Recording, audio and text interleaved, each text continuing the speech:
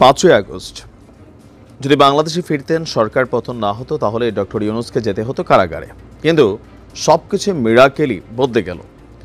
দর্শক, প্রায় 6 মাস পর ডক্টর মোহাম্মদ ইউনূস কিভাবে প্রধান উপদেষ্টার পদটা পেলেন, কারা তাকে রাজি করিয়েছিল, প্রথমে কি তিনি রাজি হয়ে গিয়েছিলেন এত বড় অফার পেয়ে, নাকি এর পেছনের ঘটনা ছিল, সকল কিছু মিলিয়ে একটা তথ্য সামনে এসেছে, যেটা ডক্টর মোহাম্মদ ইউনূস নিজেই আপনার ব্রিটিশ সংবাদ মাধ্যম ফিনান্সিয়াল টাইমসকে দেওয়া এক সাক্ষাৎকারে রহমান রিভিউ নামক একটা পডকাস্টে তিনি এই বিষয়গুলোকে খোলামেলা আলোচনা করেছেন। তো চলুন দেখি কি ঘটেছিল সেই দিন। অধ্যাপক ইউনূস বলছেন, আমি যখন প্রথম ফোন কল পাই তখন আমি ফ্রান্সের প্যারিসে হাসপাতালে চিকিৎসারত ছিলাম। আমার ছোট্ট একটা অস্ত্রোপচার করা হয়েছিল। তখন ছাত্র নেতারা সমন্বয়করা তাকে ফোন দিয়েছিলেন।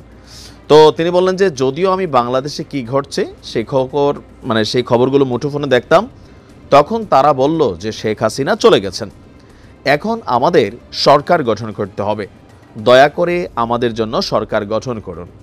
তো প্রথমে আমি রাজি হইনি। আমি বলছিলাম না, আমি সেই ব্যক্তি নই, আর আমি সরকার পরিচালনার কিছুই জানি না, এবং আমি এই কাজের সাথে সংযুক্ত হতে চাই না। তো তিনি বলছেন যে শিক্ষার্থীরা তখন বলল যে আমি তাদের কাউকেই ওই মুহূর্তে চিনতাম না, কখনো তাদের সম্পর্কে শুনিনি। তার মানে কি 5ই আগস্টের আগে বাংলাদেশে যা ঘটছিল, ডক্টর মোহাম্মদ ইউনূস, সার্জিস, হাসনাত এরা তো একটা ফেমাস অবস্থানে চলে গেছিল ডিবি অফিসে আটকানোর পর, তখন পর্যন্ত তিনি তাদেরকে চিনতেন না। অবশ্য তিনি অনেক ব্যস্ত মানুষ। তো যাই হোক, তো তারপর বলছেন যে আমি তাদের কাউকে চিনতাম না, তাদের সম্পর্কে শুনিনি, কাজেই আমি তাদের বিকল্প কাউকে আমার বিকল্প কাউকে খোঁজার বিষয়ে বোঝানোর চেষ্টা করছিলাম। তাদের বলেছিলাম বাংলাদেশে অনেক ভালো নেতা আছেন, তোমরা খোঁজে নাও। তো ছাত্ররা বলছিল যে না, আপনাকেই থাকতে হবে, আমরা কাউকে পাইনি। তা আমি বলছিলাম যে তোমরা আরও জোরালো চেষ্টা করো। তারা বলল আমাদের হাতে এই মুহূর্তে পর্যাপ্ত সময় নেই।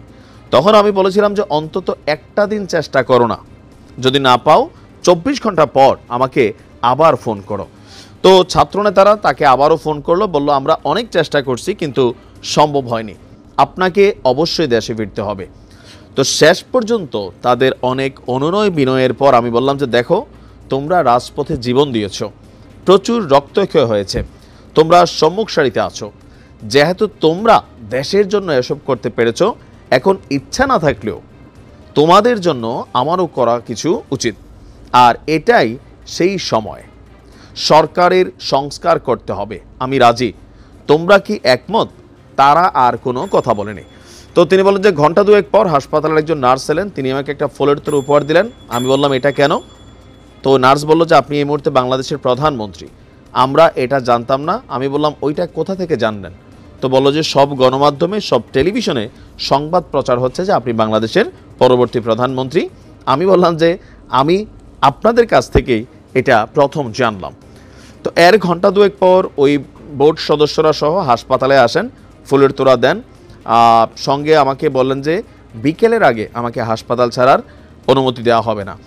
তো পরিচালককে তিনি বলেন যে তিনি দেশে যাবেন, তো এরপরে প্রয়োজনীয় ওষুধপত্র সহ সার্বক্ষণিক যোগাযোগ রাখার একটা সিচুয়েশন তৈরি হয়। এর কয়েক ঘন্টা পর সকালে ফরাসি সেনাবাহিনীর একটা বড় দল আমাকে বিমানবন্দরে পৌঁছে দিতে আসে। এটাই ছিল দেশে ফেরার আগের সেই ঘটনা বলি। পুরো জাতি আমার দেশে ফেরার অপেক্ষায় ছিল। বাণিজ্যিক উড়োজাহাজে যাত্রা করেছিলাম, তখন তারা নতুন সরকারের রূপরেখা দাঁড় করিয়ে ফেলেছে। আমি বিমানবন্দর থেকেই জাতির সামনে ভাষণ দিলাম, সবাইকে ধৈর্য, শান্তি, একতা বজায় রাখতে বলেছিলাম। এটাই ছিল 5ই আগস্টের ওই দিনের সেই নাটকীয় মোড়, যা ডক্টর মোহাম্মদ ইউনূসের লাইফকে কারাগার থেকে প্রধানমন্ত্রীর আসনে বসিয়ে দিয়েছিল। ভালো থাকুন, আসসালাম।